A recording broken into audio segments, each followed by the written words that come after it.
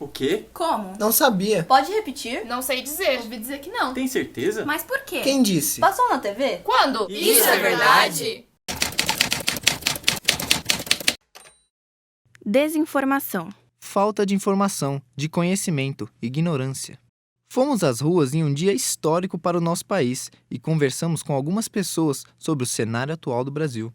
Eu acho que vai piorar mais ainda a educação no Brasil, porque o salário do professor já é horrível. Ninguém nem quer mais fazer faculdade. Será que as pessoas realmente não querem fazer faculdade ou o cenário atual exclui muitas delas de ter essa oportunidade? Pesquisa. A maior parte dos alunos não ingressa na universidade por falta de dinheiro. 70% desses alunos não ingressaram em uma faculdade por falta de dinheiro.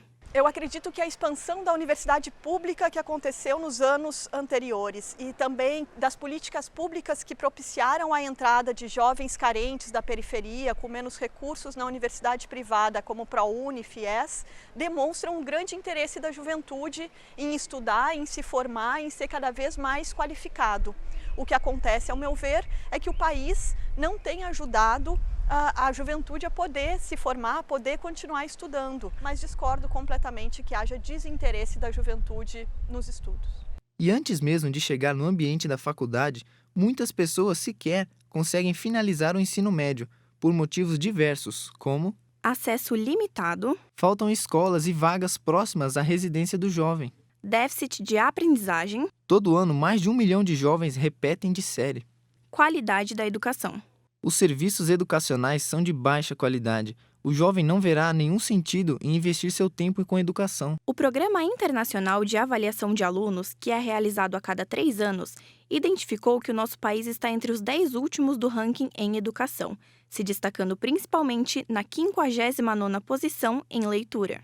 E a falta de educação gera contradições tão grandes quanto essas. Eu acho importante eliminar esse pessoal com pensamento esquerdista do governo.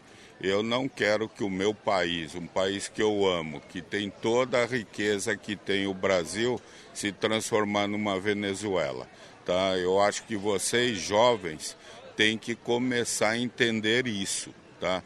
Porque eu quero morar num país que eu tenha liberdade. Veja exemplos de países adiantados da Europa, como Estados Unidos, países adiantados da Ásia, né? A China, apesar de um sistema socialista, ela está a todo vapor e a tendência, com certeza, com a educação, é se tornar um país livre também, né? Desse comunismo, desse ditadorismo, desse nazismo. Nós temos que acabar com esses ismos da sociedade. Nesses vídeos aqui que a gente viu, a gente percebeu uma série de confusões, né? Confusões. Especialmente desse senhor, né? De camisa branca e boné, que fala que tem que tirar os professores, esquerdistas, comunistas. Existe uma confusão ali muito grande sobre o significado das palavras. O que é comunismo, o que não é, o que é socialismo, o que não é. Quer dizer, gente, vamos ser sinceros, o Brasil nunca esteve nem sequer perto de um regime socialista. A gente percebe vendo esses vídeos não a fake news em si, mas a consequência disso. Eu acho que esse senhor fez uma série de colocações bastante interessantes para a gente pensar o debate da desinformação. Ele que vem, enfim, trazendo um boné da Marinha dos Estados Unidos, falando sobre a China comunista, falando que não é de direita nem de esquerda, mas que quer, mais do que afastar, a palavra que ele usou foi eliminar as pessoas que pensam diferente. Então eu acho bem interessante que a gente perceba essa falta de disposição para o diálogo. Querer afastar ou eliminar quem pensa diferente de si é uma visão autoritarista, uma visão autoritária bastante perigosa, que aponta para uma fragilidade, para um enfraquecimento do sistema democrático, que é o que a gente tem assistido em âmbito mundial. E os nossos jovens, o que acham disso? O que você acha da desinformação no Brasil? Essa eu não sei responder.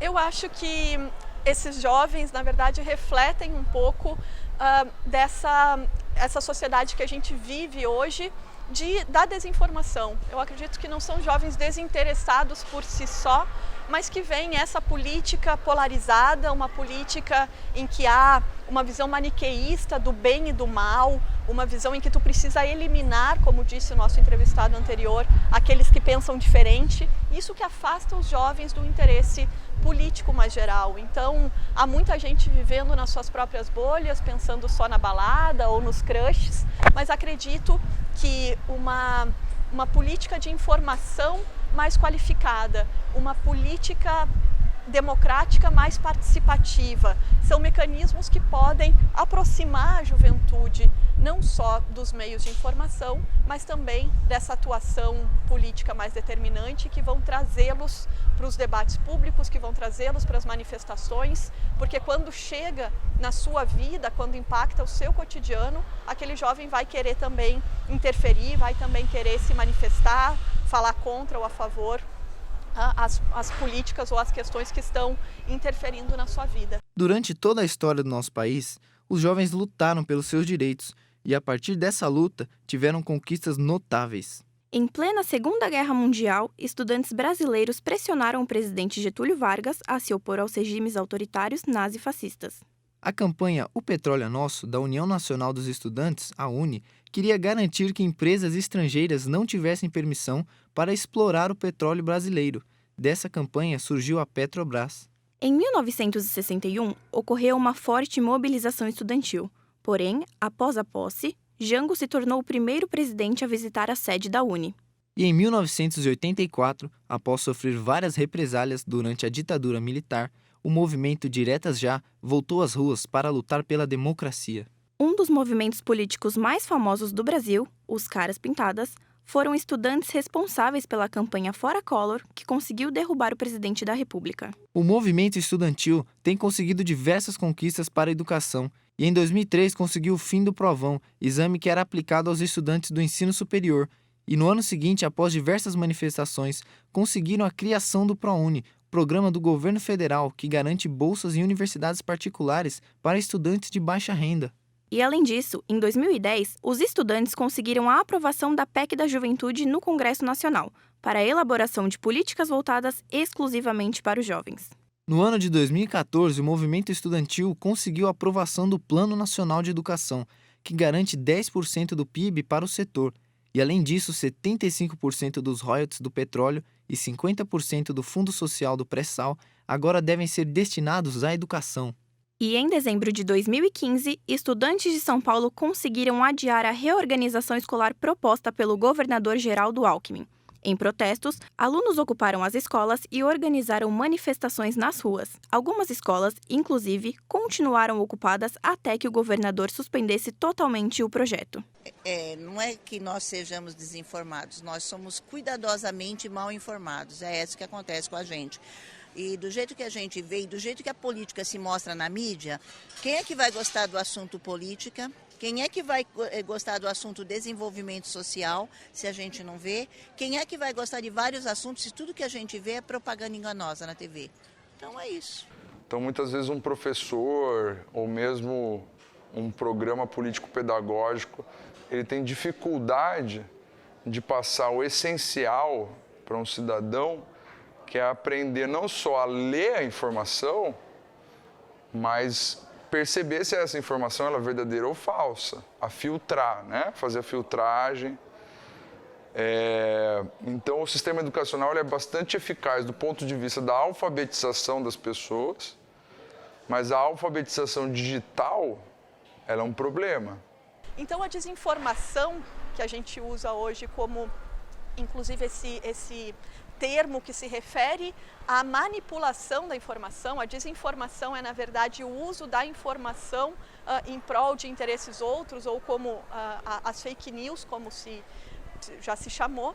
Essa desinformação, é preciso dizer e é preciso reforçar, ela é feita com interesses em geral de grupos autoritários, sejam por interesses financeiros, que muitas vezes mobilizam as redes e, enfim, os canais de comunicação, seja por interesses políticos, como na desinformação que altera resultados de eleições ou que manipula questões eleitorais. A desinformação hoje é fruto do aumento do autoritarismo, da ampliação na verdade, do enfraquecimento da democracia e da ampliação desses setores que visam controlar uma sociedade que é cada vez mais plural, que é cada vez mais participativa e que a gente vê, portanto, que a internet, se tem esse lado ruim de haver uma dificuldade maior de checagem da informação, ela também tem algo de muito bom, que é nos permitir se auto-organizar, fazer das nossas redes, amplificar as nossas redes e fazer da nossa voz também presente. Então é preciso desconectar a ideia da desinformação como uma consequência da democratização da comunicação.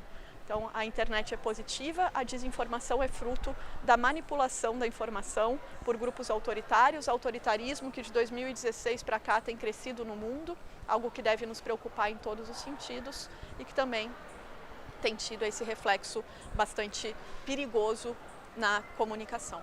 Estude, pesquise, leia, interprete, questione, busque a fonte, informe-se.